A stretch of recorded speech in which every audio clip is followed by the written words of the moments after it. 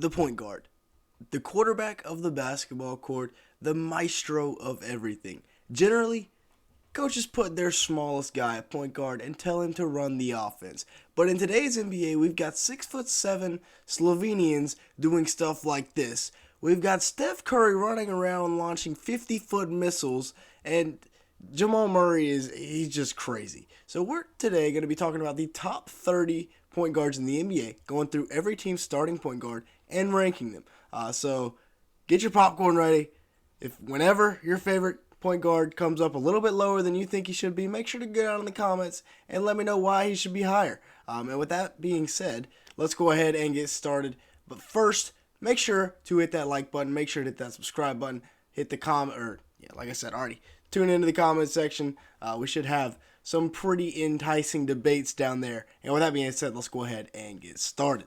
First, before we get started though, these rankings are based on age, what I think they'll be doing next season. Also, their contract, if it's a bit of a burden, or if they've got a great contract, what their impact on winning is, as well as obviously stats. And again, these are, my opinion. So don't flame me too quick down in the comments. First, let's get started with 30 through 25.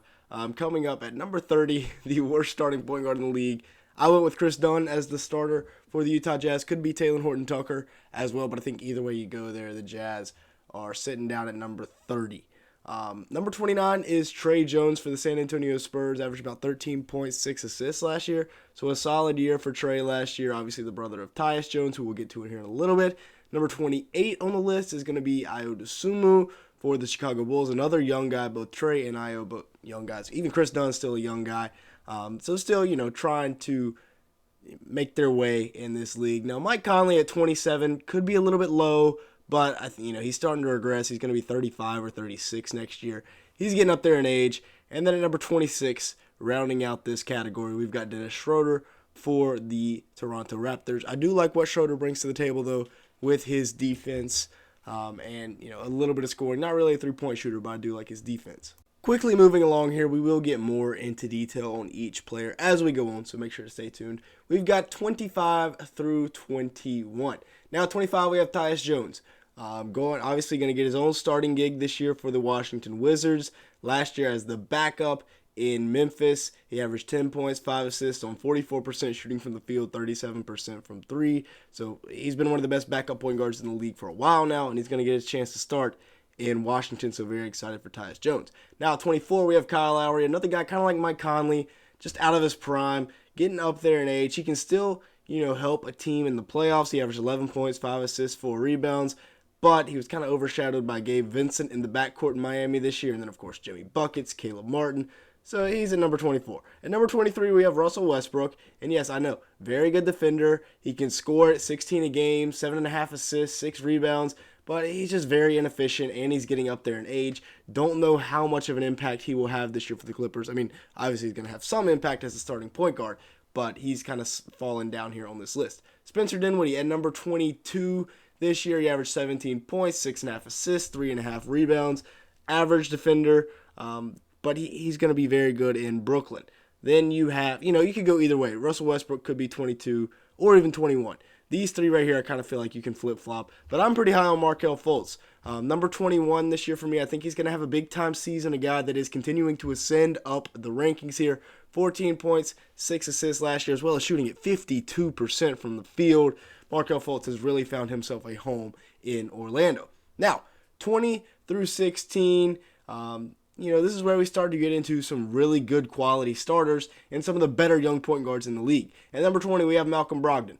Usually I'd have him like top 15, but the injuries and everything that happened last year, he only played in 25 minutes a game. He was still elite in those 25 minutes. As you can see, 15, 4, and 4 on 49-45 shooting splits, but only playing 25 minutes a game, and the injuries have really set him back. D'Angelo Russell here at number 19. I think D'Lo, he was good last year. 18 points, 6 assists, 47% from the field, 40% from three, but he's the third or fourth option depending on the night in that Lakers offense. So he's down here at number 19. At number 18, we have Fred VanVleet, who, yes, he put up some big-time numbers last year. But his days as a starting point guard in the NBA are limited. 19 points, 7 assists, 39% from the field. He's making $43 million. Amen Thompson will be pushing him every day for the rest of his time that he will be spending in Houston. Now, number 17, we have Josh Giddey, another young up-and-coming point guard who, yes, I give Josh Giddey the point guard spot in Oklahoma City. I think Shea is more of the shooting guard. In-depth video coming on Shea later in the week, though. As you see, Josh Giddey's stats there. Very solid young guy. And he's just going to continue. I think he's going to have a big-time year this year. Same thing with Cade Cunningham. We're kind of into our range here with Giddey, Cade, and Melo, where you've got your young point guards that are going to take a big step this year. Cade averaged 26-6, but his season was really cut short due to injuries, and he never really got going efficiency-wise. But other than that, Cade, I think he's going to have a big-time year this year. Now, 15 through 11, as we continue to move on here. At number 15, we have my Charlotte Hornets' favorite point guard, LaMelo Ball. And you can see, not biased, okay? We put LaMelo at 15. If this was biased, he'd be in the top 5, which, I feel like I could make a case for him. 23 points a game, 8.5 rebounds, or 8.5 assists, 6.5 rebounds. Melo, he's a monster. And injuries kind of held him back last year, but I think this year you're really going to get to see how good LaMelo Ball truly is with that new revamped Hornets offense. Now, some of you might not like this. Brunson at 14, 24 games, 6 assists, 49% from the field, leading the Knicks to the playoffs. I just can't put him ahead of any of these other guys on this list. I'm sorry. We can argue about it in the comments all you want. CJ McCollum at number 13, 21 points a game last year, 40% from 3, 6 assists, 5 rebounds, really does everything in the backcourt for this Pelicans team. I'll give it to you. If you want to put Brunson at 13 over CJ McCollum, I can see that. However, I have CJ at number 13. Number 12, Bradley Beal. He will be the point guard in Phoenix, I feel like, this year. He averaged 6 assists last year in Washington, so he obviously has some playmaking capabilities. Only 23 points a game on 51% shooting, however. And I think, he will actually try to score again this year, whereas last year in Washington, he was just kind of coasting. Number 11, we have one of the best young point guards in the league, Tyrese Halliburton. 21 points a game, 10.5 assists, 49% from the field, 40% from 3, You watch this channel, we're pretty big Tyrese Halliburton believers over here. I think he's going to have a monstrous season this year. Now we have finally reached the top 10.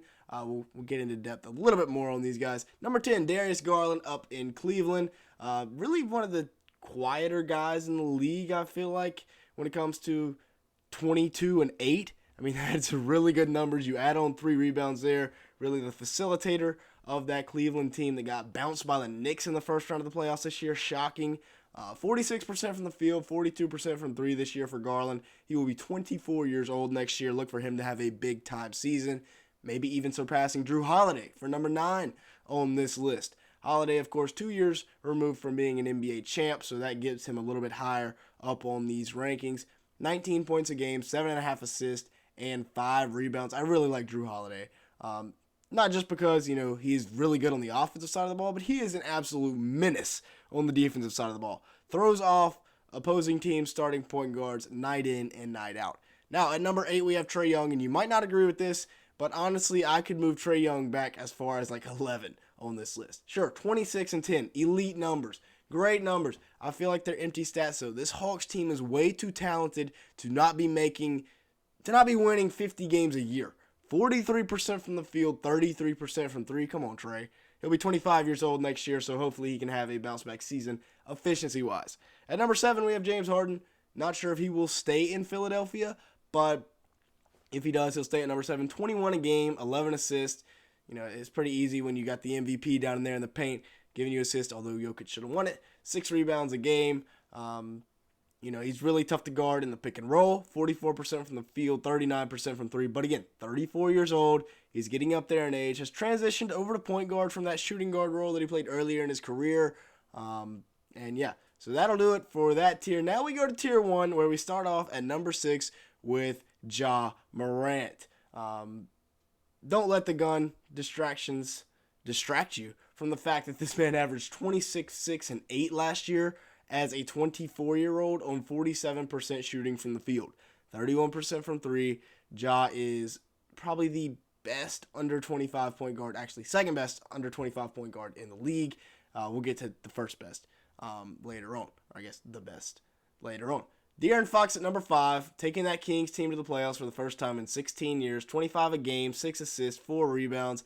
And I feel like I got to push him up there just because he led that Kings team that didn't really look like a playoff team at the beginning of the year. Him and Sabonis got him over the hump. He also shot at 51% from the field and 33% from three. Number 4, we got another old man here in Damian Lillard, a guy towards the end of his career, potentially the future starting point guard for the Miami Heat.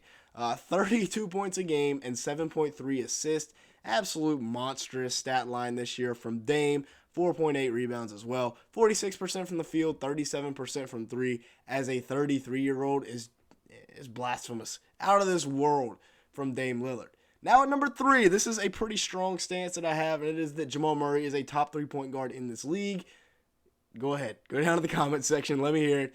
But he averaged 20 points, 6 assists, 4 rebounds. He was kind of coasting, though, I feel like, in the regular season because he averaged like 28, 7, and 5 in the playoffs on like 50% shooting. 45% shooting from the field, 40% from three, and he was the closer all playoffs long.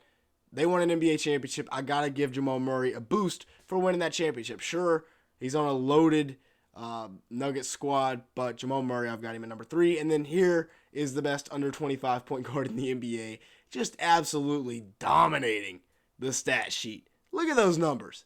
Insanity. And oh, by the way, he did it on 50% shooting from the field, 34% from three. Great numbers there from Luka Doncic. Good enough for second in the league. And at number 1, we have the man, the myth, the absolute legend, Stephen Curry, in contention for the greatest point guard of all time. Just put up almost a career best year, 29.4 points, 6 rebounds, 6 assists. Now he is getting up there. He'll be 35 this season, but he shot at 49% from the field and dang near 44% from three. We'll give him 43% on the year, though. So, yeah, that'll do it. Y'all let me know your thoughts down below in the comments section. Some of the stronger stances I have. Trae Young down there at 8. We got Jamal Murray at 3. I feel like it's completely reasonable. If you have a different point guard at number 1 other than Steph, I feel like Steph is kind of the consensus number 1. I mean, he's a guy in competition with Magic Johnson right now for the greatest point guard in NBA history. How are you not going to put him at 1?